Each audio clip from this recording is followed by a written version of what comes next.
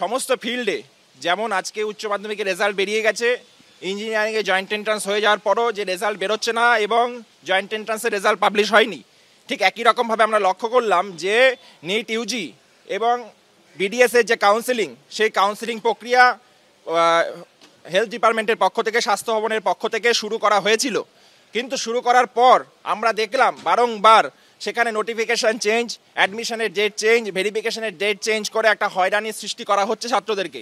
তারপরে অদ্ভুতভাবে আমরা লক্ষ্য করলাম যেখানে আগামীকাল থেকে এই যে নিট ইউজির এবং এমবিবিএস এবং বিডিএস সেই অ্যাডমিশনের প্রক্রিয়াকে স্থগিত করে দেওয়া হলো ডিএমই স্যারের এক নোটিশের মাধ্যমে। অনির্দিষ্টকালের জন্য বন্ধ করে দেওয়া হয়েছে এই অ্যাডমিশন প্রক্রিয়া। আজকে যদি সেপ্টেম্বর মাস থেকে ক্লাস শুরু করা না যায়, তাহলে স্বাভাবিকভাবে এই ডাক্তারি জীবন থেকে ছাত্রদের প্রথম বর্ষের একটা গুরুত্বপূর্ণ সময় থেকে একাধিক মাস নষ্ট হয়ে যাবে। তাহলে এর দায় রাজ্য সরকারকে নিতে হবে। ফলে তাদের যে উদাসীন মনোভাব, সেই উদাসীন মনোভাবকে আমরা ধিক্কার জানাই। জয়েন্টের রেজাল্টের পরেও এমবিবিএস বিডিএস এ ভর্তিতে জটিলতা দেখা যায়। আপনারা জানেন অনির্দিষ্টকালের জন্য কাউন্সিলিং ভর্তির প্রক্রিয়া স্থগিত রাখা হয়েছে, স্বাস্থ্য দপ্তর যেমনটা জানিয়েছে। আর তারই প্রতিবাদে স্বাস্থ্য ভবনে স্মারকলিপি পেশ করলো ডিএসও। ঝিলম করঞ্জাই আমাদের প্রতিনিধি আমাদের সঙ্গে রয়েছেন, জানাও ঝিলম। সিসি আমাদের রেজিস্ট্রেশন শুরু করলো, সেখানে 3বার ওটা পোস্টপন করলো, রিশিডিউল করলো। এখন যখন কলেজের রেজাল্ট, মানে কোন কলেজে তাদের যে ভর্তির প্রক্রিয়া সেটা চলতি মাসে চলছিল, সেই প্রক্রিয়া স্থগিত রাখা হয়েছে অনির্দিষ্টকালের জন্য। স্বাস্থ্য দপ্তরের তরফ থেকে জানানো হয়েছে আইনি জটিলতার কারণে এই সিদ্ধান্ত। তবে এরই প্রতিবাদে আজকে এআইডিএস এর পক্ষ থেকে স্বাস্থ্য শিক্ষা অধিকর্তা ইন্দ্রজিৎ সাহার কাছে তারা স্মারকলিপি জমা দিতে যান এবং তাদের বক্তব্য, স্বাস্থ্য শিক্ষা অধিকর্তা তাদের সঙ্গে দেখা করেননি, বৈঠক আছে এই অজুহাত দেখিয়ে। তারপরে তারা বেরিয়ে এসে সেই যে ডেপুটেশন, সেটা তারা স্মারকলিপি জমা দেন, জমা দিয়ে বাইরে এসে তারা স্লোগানিং করেন এবং প্রতিবাদ জানিয়ে বলেন যে একদিকে ইঞ্জিনিয়ারিং এর যে জয়েন্টের রেজাল্ট, সেইটার এখনো অনিশ্চয়তা, কলেজে কলেজে ভর্তির প্রক্রিয়া বন্ধ আছে, ডাক্তারির ভর্তির প্রক্রিয়া এনএমসির গাইডলাইন মেনে শুরু হলেও আচমকা মাঝপথে তা স্থগিত করা হয়েছে। এর ফলে এই যে ডাক্তারির পড়ুয়ারা, তাদের যদি ভর্তি সঠিক সময়ে না হয়, এনএমসির গাইডলাইন না মেনে, সারা দেশে তারা পিছিয়ে পড়বেন এবং পরবর্তীকালে হাসপাতালের পরিষেবা ব্যাহত হবে। কারণ নির্দিষ্ট একটা সময়ের পর যদি ইন্টার্নরা না থাকে, যদি সঠিক সময়ে পাস না হয়, তাহলে কিন্তু হাসপাতাল, বিভিন্ন মেডিকেল কলেজের পরিষেবা ব্যাহত হবে।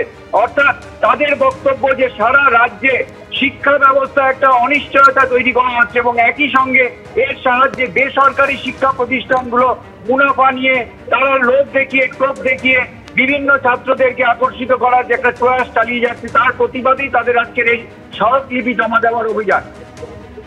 ধন্যবাদ তোমায় ঝিলম।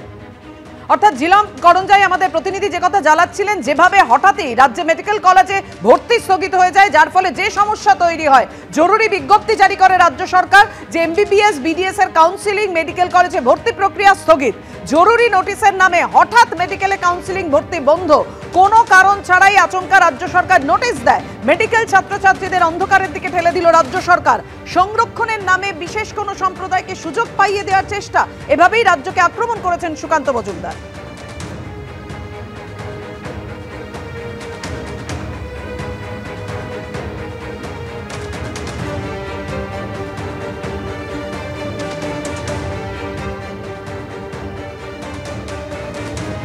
যারা ডাক্তারি প্রবেশিকা পরীক্ষা অর্থাৎ নিট ইউজি দিয়েছে, তারা কাউন্সিলিং প্রক্রিয়া একটা অর্থে সম্পন্ন হয়েছে 20 তারিখ, মানে পরশু দিন তাদের কলেজ সিলেকশনের নোটিশ বেরোনোর কথা, অর্থাৎ কোন কোন কলেজ কে কে পেল, কোন কলেজে অ্যালটেড হলো, এবং 21, 22, 23 কলেজ অ্যাডমিশন, অর্থাৎ এমবিবিএস বা বিডিএসে ফার্স্ট ইয়ারে যারা ভর্তি হবে নিট ইউজি দেওয়া স্টুডেন্টরা, তাদের কলেজ অ্যাডমিশন হওয়ার কথা ছিল। আর আজকে 18 তারিখ ঘোষণা হচ্ছে যে এই পুরো ভর্তি প্রক্রিয়াটার উপর স্থগিতাদেশ দেওয়া হলো কোনো কারণ ছাড়া। এখন সবচেয়ে আশ্চর্যের বিষয়, আমি ভাবি যে আমরা ডাক্তারি পাস টাস করে গেছি, তাই আজ থেকে 20 বছর আগে যদি এরকম এত অনিশ্চয়তার মধ্যে, তো মানুষ রাতে ঘুমোতে পারবে না।